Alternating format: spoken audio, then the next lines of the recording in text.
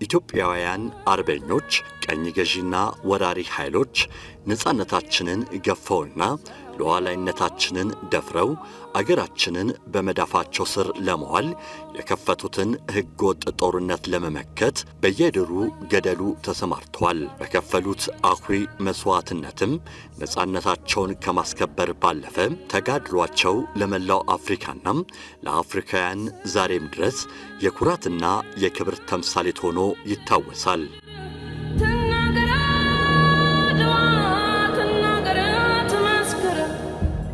ያኔ በአህጉሪቱ ሀብትና ንብረት ለመክበር ልጆቿንም በባርነት ቀንበር ስር ለማዋል ቋምጠው በእብሪት ተሞልተውና ዘመናዊ መሳሪያ ታጥቀው የዘመቱት ወራሪ ኃይሎች አያሌ የአፍሪካ ልጆችን በአረራቸው ፈጅተዋል። ያለሙት ተሳክቶላቸውም ከጥቂት አገራት በስተቀር አፍሪካን መከፋፈላቸውንና መቀራመታቸው የታሪክ እውነታ ነው።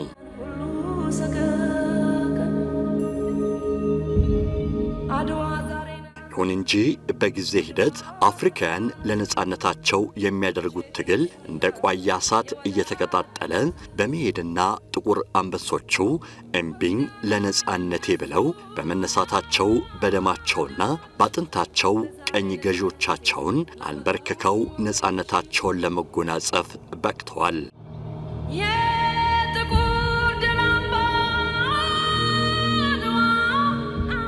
አብዛኛዎቹ የአፍሪካ አገሮች ነፃነታቸውን ከተቀዳጁ በኋላ ግና በቀኝ ገዢዎች መዳፍ ስር ይማቅቁ የነበሩ ወንድሞቻቸውን ነፃ ለማውጣት እንደ አውሮፓውያን አቆጣጠር ከ1950 ዓ.ም ጀምሮ በጋራ መድረክ ትግላቸውን ቀጠሉ።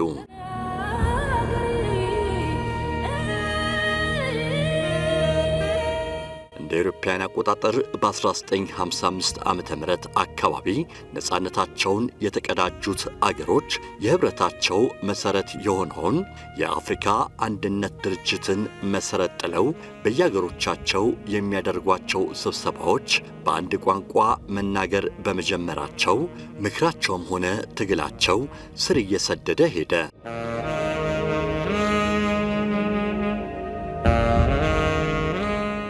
ቀጥሎም የነፃ ህዝቦች ተምሳሌት የነፃነት ፋና ወጊና የጥቁር አፍሪካውያን ኩራት በሆነችው ኢትዮጵያ በግርማዊ ቀዳማዊ ኃይለ ሥላሴ አሳሳቢነት እንደ አውሮፓውያን አቆጣጠር ግንቦት 25 ቀን 1963 ዓመተ ምህረት የ32 ነፃ የአፍሪካ አገራት መሪዎች ጉባኤ በመዲናችን አዲስ አበባ እንዲካሄድ ተወሰነ።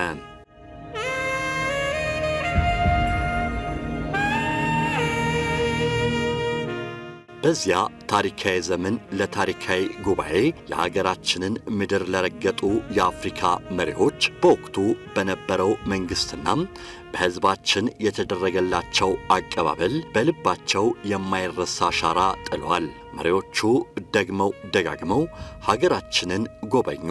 አልፎም ለችግሮቻቸው መፍትሄ ለመሻት ማዕከላዊ ጽሕፈት ቤታቸውን በሀገራችን ለመመስረት ወሰኑ።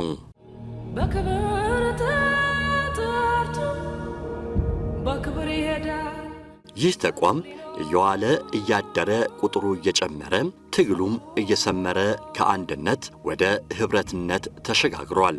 አፍሪካውያን ችግሮቻቸውን በውይይትና በምክክር እያስወገዱ ከግማሽ ምዕተ ዓመት በላይ ተጉዘው ለዛሬ ስኬት በቅተዋል።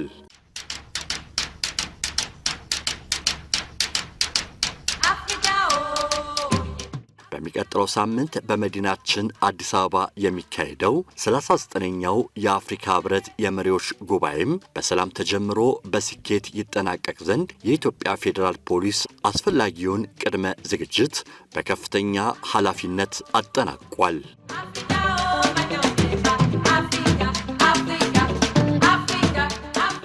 የአሁኑ የህብረቱ አባላት ሀገራት መሪዎች ጉባኤ እንደ ከዚህ ቀደሙ ሁሉ በህዝባችን ጨዋነትና በእንግዳ ተቀባይነት ባህላችን ታጅቦ ህብረተሰቡ ከጸጥታ አስከባሪው ጋር በሚኖረው የተለመደ ቅንጅታዊ አሰራር በሰላም እንዲጠናቀቅ ዝግጅቱ ተጠናቋል። የየሀገራቱ መሪዎች ሚኒስትሮችና ልኡካን በሰላም ቆይተው ወደ መጡበት እንዲመለሱና የሀገራችን ስምና ዝና እንደከዚህ ቀደሙ ተጠብቆ እንዲቆይ ሁሉም ዜጋ በኃላፊነት ስሜት እንዲቆም ጥሪ ቀርበዋል።